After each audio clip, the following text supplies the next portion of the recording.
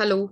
So कालपर्यंत आपण जे पीपीटी बघत होतो, जे तुमच्या समोर स्क्रीनवर आहे, बेसिकली तुम्हाला असं वाटू शकतं की हे का होतंय, इतकं आम्हाला का कटकट करायला लावतात मॅडम, काय आमचा रिसर्चचे संबंध आहे, आम्हाला रिसर्च करायचाच नाही आयुष्यात, असंही काही जणांचं नक्की असू शकतं बरं का. पण आत्ताचं जे जग आहे ना, ते जग हे खूप सारं रिसर्च आणि डेव्हलपमेंटवर आधारित आहे. माणसाला one or in another form कुठे ना कुठेतरी रिसर्चचे संबंध येतो खूपदा. आणि तसं नसेल तर कदाचित तुमच्या आसपासचे लोक असतील जे अकॅडमिक्स मध्ये जाणार असतील, असा विचार करा त्यांच्यासाठी नक्कीच ही गोष्ट खूप महत्वाची असते. तुम्हाला एक त्याची बॅकग्राऊंड असेल तर त्यांना तुमच्याशी बोलता येईल.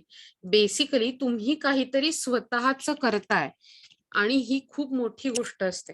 म्हणून मी म्हटलं, तुम्ही जर उत्तम गोष्टी, उत्तम पेपर, उत्तम एसे लिहिलेत ना यातून, तर आपण ते नक्की पब्लिश करू. आपण त्यात, आणि म्हणून मी तुम्हाला सारखं सारखं सांगते की काम करा याच्यावरती. हम्म. आणि म्हणून आपण हे बघितलं होतं कालपर्यंत की कशा प्रकारे आपण ऑब्जेक्टिव्ह रिसर्च लिहू शकतो. त्या इथपर्यंत पोहोचलो होतो आपण. आणि मेथॉडॉलॉजीचा काही पार्ट बघितला होता, बरोबर ना. आणि मी तुम्हाला म्हटलं की मी तुम्हाला ते नंतर एक्सप्लेन करते. खूप जणांना अनेक शंका आहेत, जसं की सायटेशन कसं लिहायचं, किंवा ह्या सगळ्या गोष्टी कशा, रेफरन्स पॉइंट कसे मांडायचे. तर मित्रांनो लक्षात ठेवा, याविषयीच्या ज्या मित्रांनो आणि मैत्रिणींनो, ऑब्व्हियसली या सगळ्या विषयीच्या काही ज्या व्हिडिओ आहेत त्या मी ऑलरेडी तुमच्या ह्याच्यावर टाकलेल्या आहेत. काही लेक्चर्स मध्ये मिक्सअप आहेत, काही आता आहेत ज्या तुम्हाला मी दाखवते. आता मी करेक्टली पुन्हा दोन, याच्या आधी पण आपण 2 ते 3 लेक्चर अशी घेतली होती आणि आताही घेतोय, बरोबर आहे ना. सो काल आपण या मेथॉडॉलॉजी पार्टवर होतो, ज्यात मी तुम्हाला म्हटलं की methodology can be of anything, qualitative, quantitative, mixed methodology, असं दोन्ही प्रकारे असू शकतं. आपण ह्यातला पहिला पॅरेग्राफ बघितला होता की ज्याच्यात आपल्याला कळलं होतं की यांनी पॉप्युलेशन कुठली घेतलीये, आणि पॉप्युलेशन मधला जो छोटा भाग म्हणजे प्रतिनिधी असं आपण म्हणतो, कारण आपल्याला सगळी पॉप्युलेशनचा काही सर्वे करता येत नाही, खूप मोठी असते, बरोबर. सो छोटा जो पॅच असतो त्याला सॅम्पल असं म्हटलं जातं. मग त्यांनी ती सॅम्पल कशी घेतली, त्याचा टाइम फ्रेम काय किंवा टाइम पिरियड काय आहे, त्याच्या बाकी सगळ्या कंडिशन्स काय आहेत, म्हणजे कोण कसं असलं पाहिजे. जसं की आपण इथे बघितली होती की मेंटल इलनेस वाल्या लोकांबद्दल बोलतानाही, ह्या लोकांचा मेंटल इलनेस क्रॉनिक अल्कोहोलिझम म्हणजे अतिशय ज्याला दारूचं व्यसन आहे त्यातून, किंवा हार्ड ड्रग यूज म्हणजे ज्याने अतिशय ड्रग अब्युज केलाय, त्या त्या माणसाला या एक्सपेरिमेंट मध्ये घेता येणार नाहीये. आणि अशा प्रकारे त्यांनी 500चं सॅम्पल कलेक्ट केलं आणि त्यातून सॅम्पल साईज 484 पर्सन्सचा त्यांना स्टडीमध्ये वापरता आला. ओके, खालचा पॅरेग्राफ बघूया. On average study participants were 30 years old and high school graduates. Average education level 13 years. म्हणजे कोण पार्टिसिपंट होते या स्टडी मधले, तर 30 वर्षाचे हायस्कूल ग्रॅज्युएट होते. 30व्या वर्ष हायस्कूल ग्रॅज्युएट झालेले नाही, ज्यांनी आयुष्याची 30 वर्ष कंप्लीट केले, जे किमान हायस्कूल ग्रॅज्युएट आहेत, म्हणजेच म्हणजे त्यांनी किमान 13 वर्ष शिक्षण घेतलंय, वयाच्या 13व्या वर्षापर्यंत नाही, एकूण 13 वर्ष शिक्षण घेतलंय. म्हणजे आपल्याकडे FY पर्यंत असं आपण म्हणू शकतो. Okay, the majority of participants 70% were male who had never married. 85% म्हणजे 85% लोकांचं लग्न झालं नव्हतं. फ्यू वेर करंटली मॅरिड, फक्त 2% लोकांचं लग्न झालं होतं. And the remainder had been formally married, म्हणजे ज्यांचा डिवोर्स झाला होता की ते आधी लग्न झालेलं होतं. Okay, 13%. Just over half, that is 51% were African American, ज्यांना जनरली कृष्णवर्णीय म्हणून संबोधलं जातं, पण it's a very racism, so African American. With the reminder Caucasian 43% and the minority group 6%. म्हणजे बघा, तुम्ही कुठल्या प्रकारे सर्वे केलाय त्याचे किती इन डिटेल वर्णन आहे आणि किती इन डिटेल लिहिलंय, कोण कुठलं होतं, कोणत्या जेंडरचं होतं, किती पर्सेंट होतं. In terms of illness history, the members in the sample averaged 4 prior psychiatric hospitals and spent a lifetime average of 9 months as a patient in psychiatric hospital. So कशा प्रकारे म्हणजे ॲव्हरेज 4 वेळा तरी त्यांनी सायकॅट्रिक हॉस्पिटलमध्ये treatment घेतलीये. Okay, आणि average 9 महिने त्यांनी सायकॅट्रिक हॉस्पिटलमध्ये काढले, असे लोक या स्टडीचा पार्ट होते किंवा स्टडीचं सॅम्पल होते. द प्रायमरी डायग्नोसिस वेर स्क्रिझोफ्रेनिया, त्याच्यानंतर सिव्हिअर क्रॉनिक डिप्रेशन, म्हणजे काय डायग्नोसिस होतं त्यांचं, 42% स्क्रिझोफ्रेनियामुळे आजारी होते, आणि त्यानंतर severe chronic depression. Participants had spent an average of almost 2.5 years, that is 29 months, at the longest job they ever held. म्हणजे सगळ्यात जास्त पिरियड मध्ये जॉब त्यांनी किती केलाय, करिअर किती काळाचं आहे, तर 2 ते 1.5 इयर्स, म्हणजे असा विचार करा की 29 मंथ पर्यंत जास्तीत जास्त त्यांनी जॉब करू शकलेत त्यांच्या आजारामुळे, बाकीचं लॉंगेस्ट पिरियड नाहीये. While the study sample cannot consider representative of original population of interest, generalizability was not a primal goal. A major purpose of this study was to determine whether the specific AC program could work in an accessible context. Any effects of AC events in this study can be generalized to the urban psychiatric agencies that are similar to thresholds, have a same clientele, and implement the similar program. So आता हा मी अख्खी मेथॉडॉलॉजी असं तुम्हाला म्हणतच नाही, पण मेथॉडॉलॉजीसाठी लागणारे पहिले घटक त्यांनी आपल्याला सांगितले, जसे की कोणत्या प्रकारचा रिसर्च तुम्ही करणार आहात आणि तुम्ही डेटा कसा कलेक्ट केलाय. यानंतरचे 3 question, how you analyse data and tools and materials you use. ह्याच्याबद्दल तुम्हाला माहिती असेल तर ही साईट तुम्हाला खाली दिली आहे, तुम्ही जर बघितलं तर राईट बॉटमला conjointly.com/kb/research-sample-paper/. सो तुम्हाला वाटत असेल प्लीज या साईटवर जाऊन तुम्ही पुढची माहिती घेऊ शकता. ओके, पण तुम्हाला ऍटलीस्ट सुरुवात कशी करावी हे समजावं म्हणून ह्या प्रकारचा पॅच तुम्हाला दिलाय. ओके, सो मग आता येतं की ठीक आहे, इथे त्यांनी लिहिलंय डेटा कलेक्शन कसं करावं, म्हणजे आपला पुढचा पार्ट येतो डेटा कलेक्शन कसा करावा. रिसर्चचा सगळ्यात महत्वाचा भाग हा डेटा कलेक्शन असतो. Okay, very crucial aspect. तुमच्या रिसर्चला एसे किंवा निबंधापासून किंवा न्यूज या प्रकारापासून रिसर्च मध्ये कन्व्हर्ट करण्याचं काम हा डेटा करत असतो. Okay, it is systematic method of collecting and measuring data gathered from different sources of information in order to provide answers to relevant question. अतिशय महत्वाच्या अशा क्वेश्चनना उत्तर देण्यासाठी माहिती गोळा करणं आणि ती माहिती खरी असणं, that means they should be facts, it should be reality, हे अतिशय गरजेचं असतं आणि त्यासाठी सिस्टमॅटिक मेथड वापरायला लागतात. 2 प्रकारच्या मेथडनी डेटा कलेक्ट करता येतो. पहिली गोष्ट प्रायमरी डेटा कलेक्शन, हा रॉ डेटा असतो, तुम्ही स्वतः जाऊन कलेक्ट करता, तुम्ही रिसर्चर असताना. हा फ्रेश कलेक्टेड असतो आणि पहिल्यांदाच तुम्ही कलेक्ट करत असता, पहिल्यांदा म्हणजे त्या रिसर्चसाठी पहिल्यांदा. It can be qualitative data as well as quantitative data. Secondary data collection म्हणजे काय असतं, तर कुणीतरी ऑलरेडी आधी डेटा कलेक्ट करून ठेवलेला असतो आणि तो कलेक्ट केलेला डेटा ऑलरेडी टेस्टेड असतो, तो तुम्ही वापरत असता. Secondary data collection. Okay, qualitative आणि क्वांटिटेटिव्ह आपण बघणार आहोत पुढे शक्य झालं तर, की कशा प्रकारे वेगवेगळ्या प्रकारे डेटा कलेक्ट करता येतो. या दोन्ही प्रकारच्या मेथड एकत्र और सिंगल तुम्हाला पेपरमध्ये वापरता येतात. अतिशय क्लिअरली कोणत्या प्रकारचा डेटा आपण कलेक्ट करतोय याविषयी तुम्हाला माहिती असणं गरजेचं असतं. दॅट मीन्स जी व्हेरिएबल्स ज्याच्यासाठी तुम्ही डेटा कलेक्ट करताय ती तुमच्याकडे क्लिअर तुम्हाला माहिती असणं गरजेचं असतं. उदाहरणार्थ तुम्हाला आठवतंय का, काल आपण एक उदाहरण बघितलं होतं की daily exercise reduces visits to doctor, बरोबर आहे. म्हणजेच या 2 प्रकारात जेव्हा मी बोलत असते तेव्हा एक सेकंड, या 2 प्रकारात जेव्हा मी बोलत असते तेव्हा सिम्पली आय कॅन से की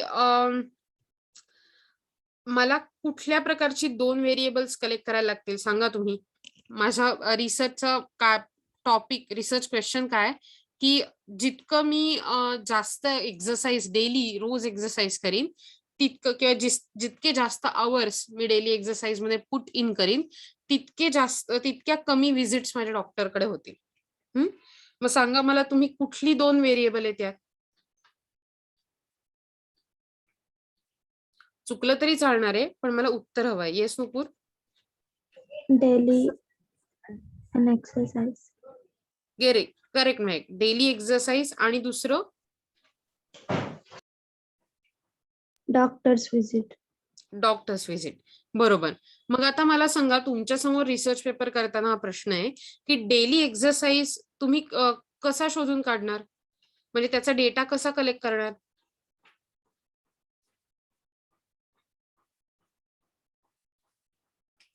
सो मे बी डेली असं म्हटलंय, म्हणजे प्रत्येक दिवशी. मग आपण असं घेऊ शकतो की वर्षातले 12 महिने पकडले आणि प्रत्येक महिन्यात एका माणसाने किती एक्सरसाइज केलाय याचं कॅल्क्युलेशन ठेवलं.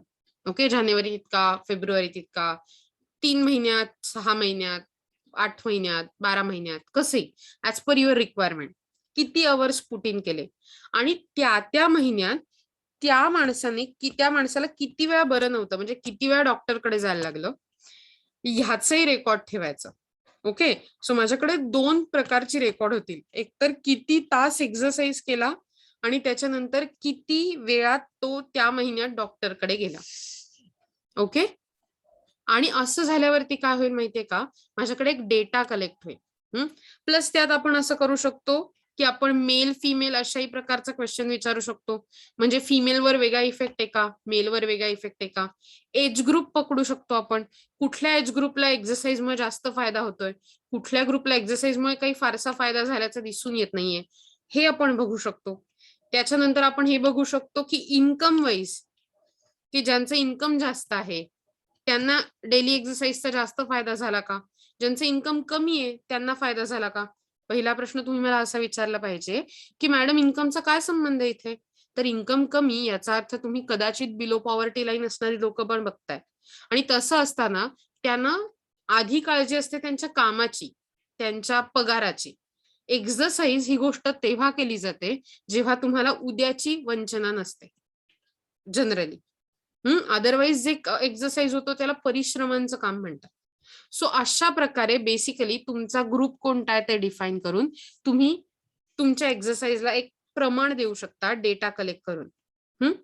त्यासाठी तुम्हाला योग्य सॅम्पलिंग करायला लागतं. कारण आता बघा, मी नुसतं हे जेव्हा सांगितलं तेव्हा भारतातच 120 कोटी इतकी लोक आहेत, बरोबर, 1.2 बिलियन. एवढ्या सगळ्यांचा सर्वे घेणार का तुम्ही, जमेल का रे? No ma'am. नाही. No ma'am. करेक्ट. No, म्हणजे ma'am. आपल्याला काहीतरी करून त्याचा आकार कमी करायला पाहिजे. म्हणजेच माझ्या रिसर्च मध्ये कोणती पॉप्युलेशन आहे ती मला सॅम्पल साईज मध्ये कन्वर्ट केली पाहिजे, सॅम्पल मध्ये कन्वर्ट केली पाहिजे. म्हणजे मला असे योग्य प्रतिनिधी निवडले पाहिजेत, योग्य रिप्रेझेंटेटिव्ह निवडले पाहिजेत की जे सगळ्यांसाठी बोलू शकतील, की ज्यांचा मी अभ्यास केला तरी तो अख्ख्या पॉप्युलेशनचा अभ्यास केल्यासारखं होईल. देन आय मे बी मी काही शाळेतली मुलं निवडली पाहिजेत, हायस्कूल, प्रायमरी स्कूल, मग काही हायर सेकंडरी, काही काम करणारी साधारण 25 ते 35 वर्षातली, काही 35 ते 45 वर्षातली, मग 45 ते 60, 60च्या पुढे, किंवा अशा प्रकारचं केलं पाहिजे ना मी काहीतरी. म्हणजे थोडक्यात तुम्हाला योग्य प्रकारे सॅम्पलिंग केलं पाहिजे. प्लस असंही नाही की मी माझ्याच घरच्या लोकांना क्वेश्चन विचारेल. म्हणजेच आपण simple random sampling, probability sampling, अशा प्रकारच्या वेगवेगळ्या सॅम्पलिंगच्या मेथड असतात त्या चूज केल्या पाहिजेत.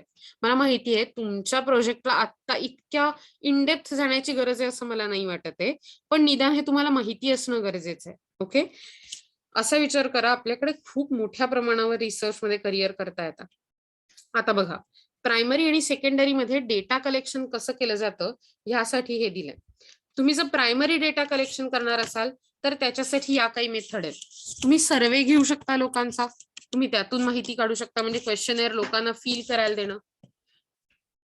दुसरी गोष्ट अशी असते की तुम्ही पोल्स घेऊ शकता लोकांचे. पोल्स म्हणजे तुम्हाला आठवतंय केबीसी म्हणजे कोण बनेगा करोडपती, त्याच्यात लोकांना एक प्रश्न विचारून त्यांना ते असं भरायला सांगतात. जर समजा जनता का वोट नावाची लाईफलाईन वापरली तर, तुम्हाला सगळ्यांना माहित असेल रे. Yes ma'am. येस. सो त्या पद्धतीने तुम्ही लोकांना एकत्र करून त्यांचे पोल्स घेऊ शकता. Then there is interview method, की यू कॅन यूज इंटरव्ह्यूज. तुम्ही स्वतः जायचं, त्यांची माहिती भरून घ्यायची, त्यांचा इंटरव्ह्यू रेकॉर्ड करायचा आणि त्यांनी काय लिहिलंय, काय बोललंय ह्याचं अतिशय वर्ड टू वर्ड ट्रान्स्क्रिप्शन करायचं तुमच्याकडे. आणि ते ट्रान्स्क्रिप्शन करून झालं की तुम्ही काय करायचं, की ते ट्रान्स्क्रिप्शन झाल्यावरती त्यांनी काय म्हटलंय याचं अनालिसिस करायचं. That is a qualitative analysis of the research. आणि तेही तितकंच व्हॅलिड असतं. Then there are some statistical methods, म्हणजे मी मगाशी म्हटलं तसं, मगाशी अवर्स आणि ह्याचं आपल्याला कोरिलेशन लावायला लागेल. कोरिलेशन, रिग्रेशन, अशा प्रकारच्या स्टॅटिस्टिक मेथड वापरायला लागतील. And then there is focus interview. Focus interview म्हणजे तुम्ही काही ग्रुप डिस्कशन बद्दल तुम्हाला माहिती असेल. सो ग्रुप डिस्कशन सारख्याच काही गोष्टी तुम्ही काही लोकांना तुम्ही एकत्र आणता. मात्र यात कुणी कुणावर असं भर देऊन बोलताय असं नसतं. एक माणूस असतो जो या इंटरव्ह्यूला कंट्रोल करतो, फोकस इंटरव्ह्यूला, फोकस ग्रुप डिस्कशनला, आणि दुसरा माणूस असतो तो त्या डिस्कशन मध्ये काय होतंय हे कम्प्लीट वर्ड टू वर्ड लिहून घेतो, आणि त्याबद्दल सगळ्यांनी बोलायचं असतं न भांडता, आणि तुम्ही तुमचं काय जे हे असतं त्याची उत्तरं देता, आणि तुम्हाला त्यातून प्रायमरी डेटा कलेक्ट होतो ज्याचं क्वालिटेटिव्ह अनालिसिस होऊ शकतं. ओके.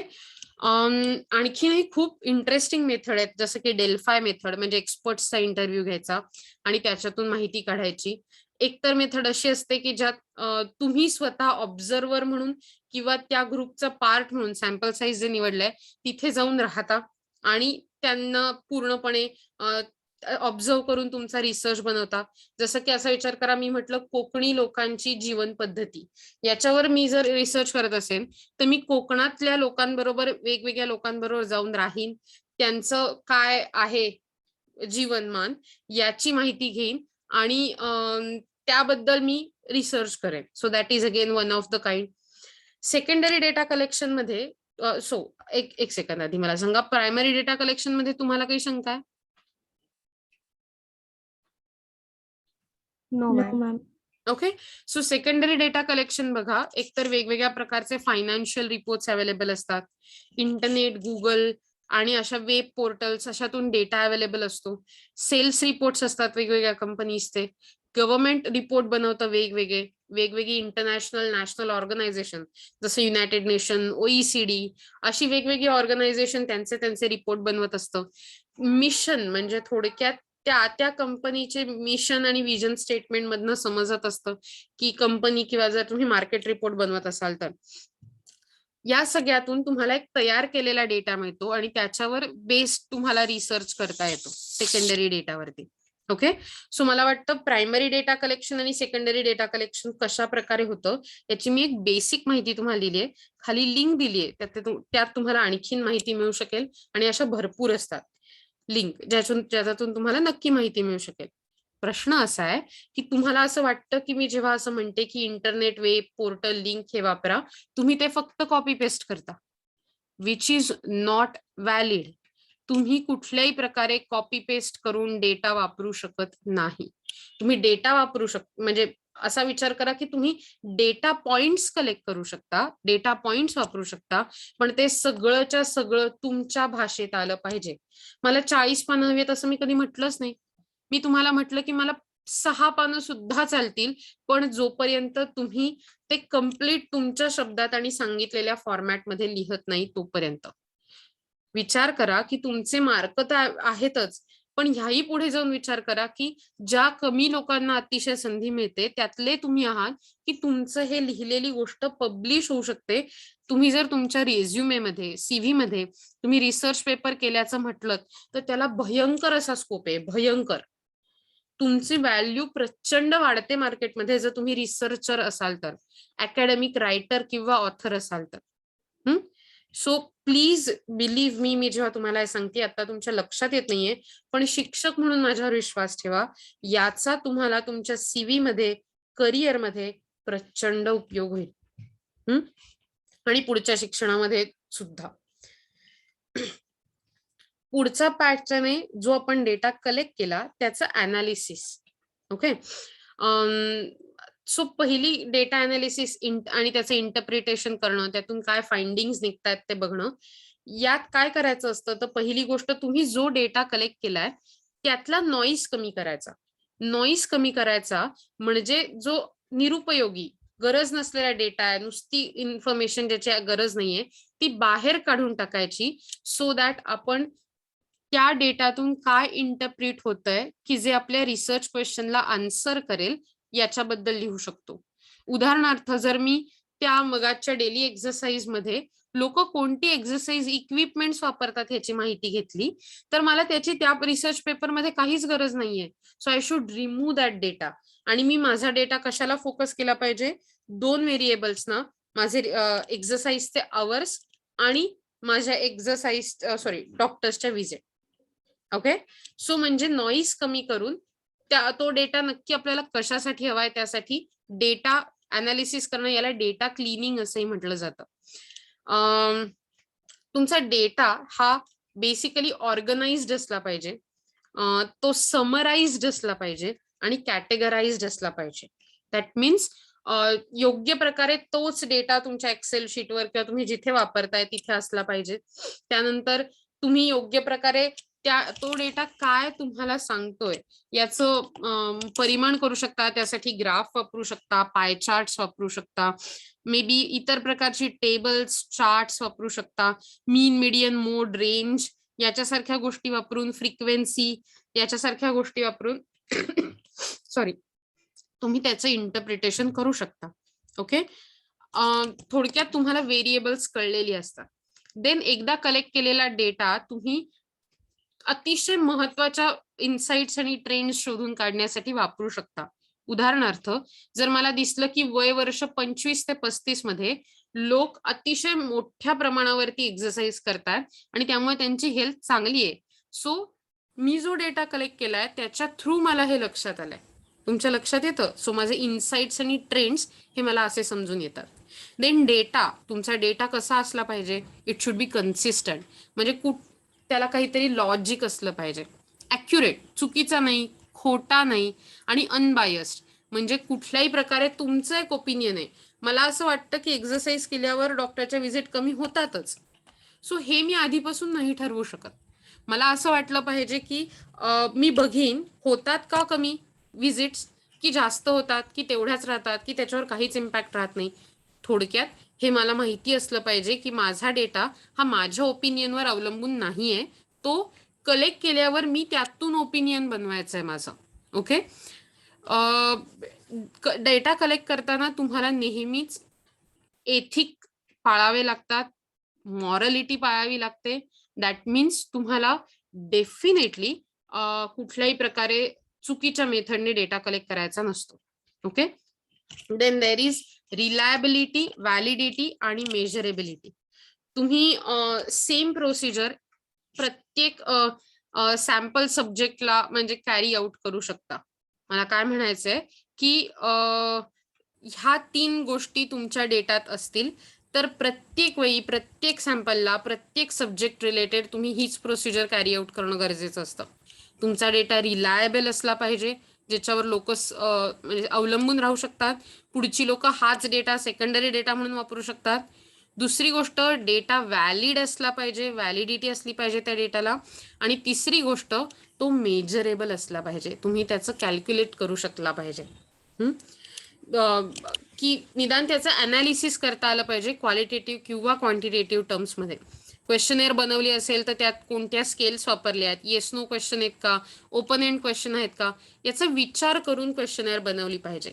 अर्थातच तुम्ही जी क्वेश्चनेअर बनवली आहे, तुम्ही जे इंटरव्ह्यू घेणार आहात त्याचा एक पायलट स्टडी करणं गरजेचं असतं. याचा अर्थ मेन रिसर्चला तो सर्वे वापरण्याआधी काही लोकांसाठी तो सर्वे वापरून आपण जे बनवलंय ते बरोबर आहे ना, त्यातून जी उत्तरं मिळत आहेत ती आपल्याला उपयोगी आहेत ना, हे सगळं चेक करून बघायला लागतं. जशी नाटकाची रंगीत तालीम असते एखाद्या कार्यक्रमाची, बरोबर ना. कपडे घालून आपण स्टेजवर जाऊन बघतो, प्रेक्षक नसतात पण आपल्याला कळतं की इथून इथे उडी मारायचे, इथून तिकडे पाऊल टाकायचं, इथे लाईट येणार आहेत.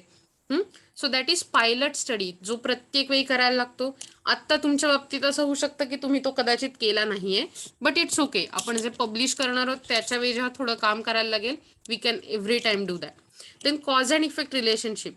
प्रयत्न करा की कुठल्याही प्रकारच्या डेटामध्ये, व्हेरिएबल्समध्ये कॉज अँड इफेक्ट म्हणजे याच्यामुळे हे घडतंय, एक्स व्हेरिएबलमुळे वाय घडतंय, x1 मुळे वाय घडतंय, ही जी कॉज अँड इफेक्ट रिलेशनशिप असते ती कॅरी आउट करणं, ज्याच्यामुळे तुमच्या रिसर्चची इंटरनल व्हॅलिडिटी ॲज वेल ॲज एक्सटर्नल व्हॅलिडिटी समजून येते. कधी कधी एक्सपेरिमेंटचं डिझायनिंग जे असतं तेही करणं शक्य असतं. म्हणजे कंट्रोल ग्रुपच्या माध्यमातून तुम्ही 2 ग्रुप देताय.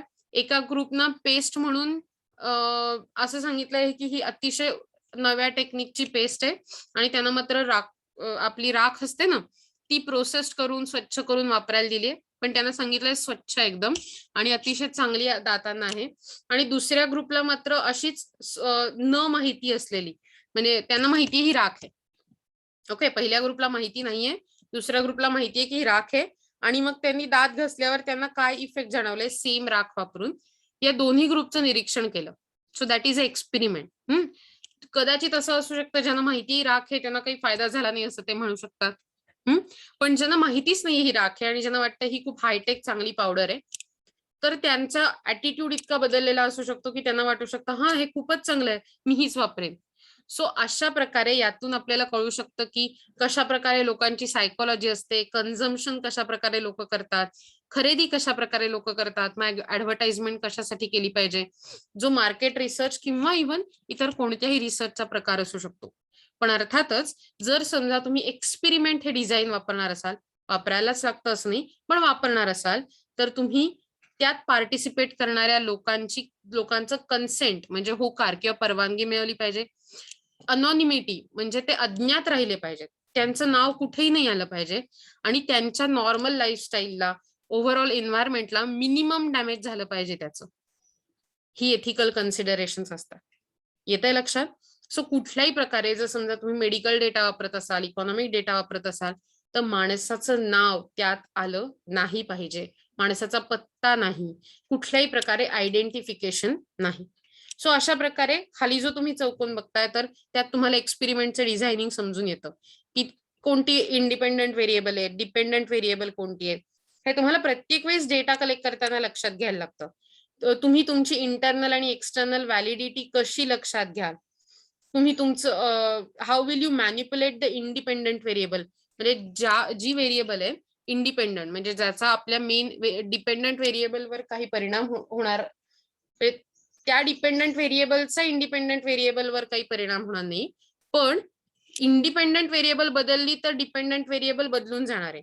म्हणजे डेली एक्सरसाइज बदलला तर विजिट कदाचित बदलणार आहे. असं असताना तुम्ही ती मॅनिप्युलेट कशी कराल? सो मे बी एका ग्रुपला सांगाल की तुम्ही वर्षभर रोज 1 तास एक्सरसाइज करा, दुसऱ्या ग्रुपला सांगाल रोज 3 तास आणि तिसऱ्या ग्रुपला सांगाल 0 तास. आणि तसं असताना त्यांच्या डॉक्टरच्या व्हिजिटमध्ये काय फरक पडला हे शोधणं, that is manipulation of independent variable. Okay, so will you compare outcomes between or within the groups, म्हणजे तुम्ही फक्त एकाच ग्रुपमध्ये चेक करणार आहात की ओव्हरऑल चेक करणार आहात आणि तुम्ही कशा प्रकारे मेजर करणार आहात डिपेंडंट व्हेरिएबल, हेही महत्वाचं असतं. सो एक्सपेरिमेंटचं डिझाईन असताना हा एक बिग बँग थेअरी नावाच्या सिरीज मधला फक्त डायलॉग आहे, तुम्हाला ऐकायला येईल. सो तो जो शेल्डन आहे तो त्याच्या मैत्रिणी बरोबर काय म्हणू आपण त्यांना, एक सेकंड ना, if I am not wrong आज पण आपल्याला सेकंड टाइम त्या लिंकला जॉईन करायला लागणार आहे. डेफिनेटली मी तुम्हाला लवकर सोडायचा प्रयत्न करेन. ओके, आपला हा हे संपल्यावरती परत जॉईन करायला लागेल तुम्हाला. आपण असंच करूया, परत जॉईन करूया हे करण्यासाठी. ओके, सो इथपासून परत सुरू करूया आपण. आता जी लिंक आहे ती तुम्ही परत जॉईन करा, तुमच्या लक्षात येतंय. आणि आज मी तुम्हाला या 4 लेक्चरसाठी वेगळी अटेंडन्स देईन सो दॅट तुम्हाला तुम्ही एक्सपेरिमेंट विषयी एक लेक्चर्स अटेंड केलीत हे तुमच्या लक्षात राहील. ओके, सो मी त्याची वेगळी अटेंडन्स शीट तुम्हाला प्रोव्हाइड करेन. Is that okay? आपण परत एकदा जॉईन करूया या लिंकला. तुम्हाला लक्षात येतंय मी काय म्हणते ते, right? Yes, ma'am. Yes, ma'am. Yes, ma'am.